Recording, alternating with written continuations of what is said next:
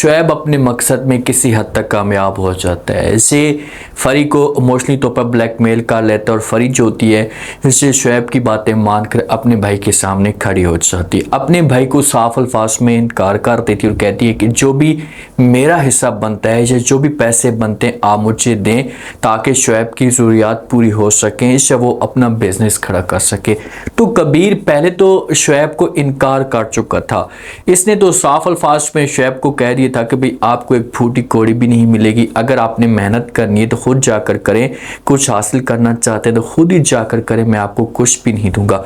लेकिन जब फ़री का रिएक्शन आता है तो फिर कबीर को टेंशन हो जाती है और कबीर कभी भी घर के अंदर या ख़ानदान के अंदर इस तरह का बिगाड़ पैदा नहीं होने देगा। तो इसी वजह से ये बेचारा डिसीजन लेता है कि चलो ठीक है, जो भी फ़री की डिमांड है या शुएब की डिमांड है मैं हसूद में पूरी करने की कोशिश करूँगा। अब ये पैसे दे देता है, लेकिन घर वाले नाराज़ होते हैं इस मामले पे। ख़ास तौर पर जो कबीर की छोटी बहन है जोया, ये नहीं चाहती कि भाई कबीर ने जो पैसे दिए हैं इसे नहीं देने चाहिए थे। तो अब आगे जाकर क्या हो सकता है, क्योंकि देखें कि घर के अंदर इख्तिलाफ़ात तो पैदा हो चुके हैं। वानिया भी इस ख़ानदान को बर्बाद करने की कोशिश कर रही है, तो वो किस हद तक कामयाब हो सकती है और आगे जाकर मज़ीद वो नफ़रतें कैसे डालने की कोशिश करेगी। इस दिन से फ़री ने कबीर को आंखें दिखाई हैं तो उसके बाद कबीर को अंदर से ये टेंशन लगना शुरू हो चुकी है। उसे ये लगना शुरू हो चुका है कि मेरा जो ख़ानदान है ये ऐसा ऐसा बिगड़ना शुरू हो जाएगा। तो ये बेचारा अपसेट रहना शुरू कर देता है, उदास सा रहता है। तो इसके पास इसकी बेगम महविश आती है, आकर बात करती है, समझाने की कोशिश करती है और कहती है कि जो कुछ भी होना था वो तो हो चुका है। जैसे आपको भी इस बात का अच्छी तरीके से अंदाज़ा है कि जो शुएब है ये इस घर के बारे में अच्छा नहीं सोच रहा या वो फ़री को धोखा दे रहे, तो आप फ़री को सब कुछ खुलकर बता देना, उसके साथ बात कर ले। तो ये बातें जब कबीर सुनता है तो ये साफ अल्फाज में इनकार कर देता है। ये महविश को जवाब देते और कहता है कि मेरे पास सबूत ऐसे हैं, गवाह भी मेरे पास ऐसे है कि अगर मैं जाऊं और जाकर बात करूं तो अपने आप को मैं बेगुनाह साबित कर सकता हूं, लेकिन मैं ऐसा नहीं करना चाहता। मैं नहीं चाहता कि मेरे जो भाई हैं इस भाइयों के बीच में किसी किस्म कोई नफरतें पैदा हों या ख़ानदान के अंदर बिगाड़ पैदा हो। कबीर की ये सोच है। तो यहाँ पर महविश बात कर सकती है, कह सकती है कि आपकी बातें सारी की सारी ठीक है, लेकिन अगर इसी तरीके से शुएब जैसे ब्लैकमेल करता रहा तो मामला जो होंगे ये और भी ज़्यादा ख़राब हो सकते हैं और फ़री जो होगी इससे बंटवारा लेने की कोशिश करेगी, मतलब कि वो अपना हिस्सा लेने की कोशिश करेगी। तो ख़ानदान जो होगा इस तरह से बिगड़ सकता है और वानी के पास ये फ़री वाला ऑप्शन आ चुका है। अब फ़री को तो ये यूज़ करेगी, इसका माइंड चेंज करने की कोशिश करेगी और दूसरे से अपने हस्बैंड को भी इस्तेमाल करेगी। जब एक दफ़ा ख़ानदान के अंदर दरार पैदा हो जाए ना तो फिर ऐसे ऐसा सब कुछ बिगड़ना शुरू हो जाता है। देखना कि यही ख़ानदान होगा इसे मुकम्मल तौर पर अंदर से टूट जाएगा। जोया जो होती है इसे इनकार कर देती है अपने भाई को कहती है कि भाई आपने जो फ़री को पैसे नहीं देने चाहिए थे, क्योंकि कबीर कुछ ना कुछ पैसे दे देते तो आगे से कबीर जो होता है इसे महविश को भी समझाता है, जोया को भी समझाता है, इनके साथ प्यार से बात करता और कहते हैं कि कोई इतनी बड़ी बात नहीं है, अगर ये कागज़ के टुकड़े जो है वो मेरे लिए इतनी अहमियत नहीं रखते और कागज़ के टुकड़ों से रिश्ते मजबूत होते हैं, ख़ानदान के अंदर नफ़रतें पैदा नहीं होती, तो मैं ये सब कुछ देने के लिए तैयार हूँ, लेकिन मैं फ़री को जो वो नहीं खोना चाहता। तो यहाँ पर महविश और जोया से दोनों बात करेंगे, इसे बार बार समझाएंगे कि भाई अगर आप चाहते हैं कि आप फ़री को ना खोए तो फिर आप फ़री के साथ खुलकर बात करें। कबीर फ़री के साथ खुलकर बात भी नहीं करना चाहता। यहाँ पर ये सारे के सारे बात करेंगे और इनका जो एक ही आप पॉइंट होगा कि भाई हमने फ़री को किसी भी तरीके से जो वो सब कुछ सच बताना है, लेकिन कबीर इनको रोकने की कोशिश कर रहा है, इनके साथ बात कर रहा है कि आप लोगों ने कोई भी ऐसी बात नहीं करनी, फ़री को मज़ीद टेंशन में नहीं डालना, मज़ीद फ़री के लिए अगर मुश्किलात खड़ी हो गई तो फिर शुएब और फ़री के लिए जो वो एक समझो कि टेंशन बढ़ना शुरू हो जाएगी। और अगर फ़री को इस बात का पता लग गया कि भाई शुएब धोखा दे रहा है, इस्तेमाल कर रहा है, तो फिर फरी ने शुएब के सामने बात करनी है। शुएब ने जो 1 मिनट भी नहीं लगाना और फरी को तलाक दे देनी है।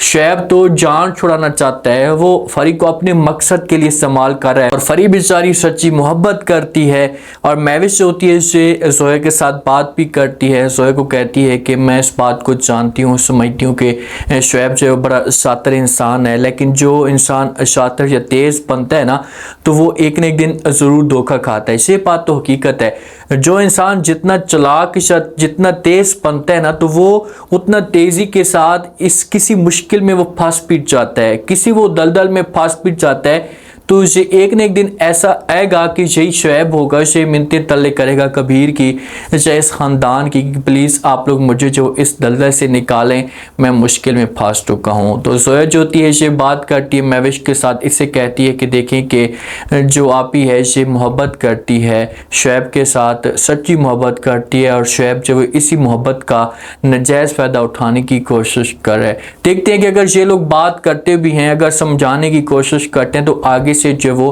फरी का क्या रिस्पॉन्स आता है। क्या फरी जो होगी इनकी बात मान पाएगी? मेरे ख्याल में वो इनकार कर देगी, वो बोलेगी कि भाई आप लोग जो मुझे शुएब के खिलाफ करना चाहते हैं, मैं कभी भी आपकी बातों में नहीं आऊँगी और इनके लिए उल्टा और भी ज़्यादा परेशानियाँ बढ़ना शुरू हो जाएंगी।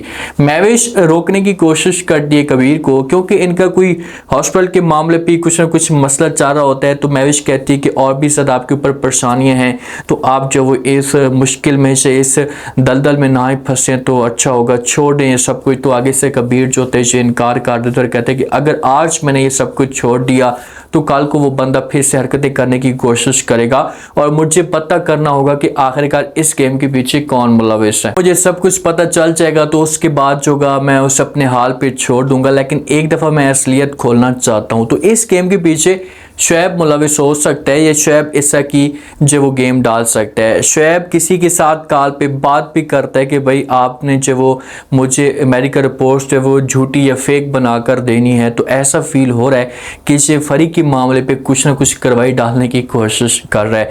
वानी भी अपने मकसद में कामयाब होती है, वानी बड़ी खुश होती है कि भाई फरी ने सही किया, आंखें दिखाई हैं कबीर को, तो अब मैं जो वो अलमीर को यूज़ करने की कोशिश करूँगी, इसका माइंड चेंज करूँगी।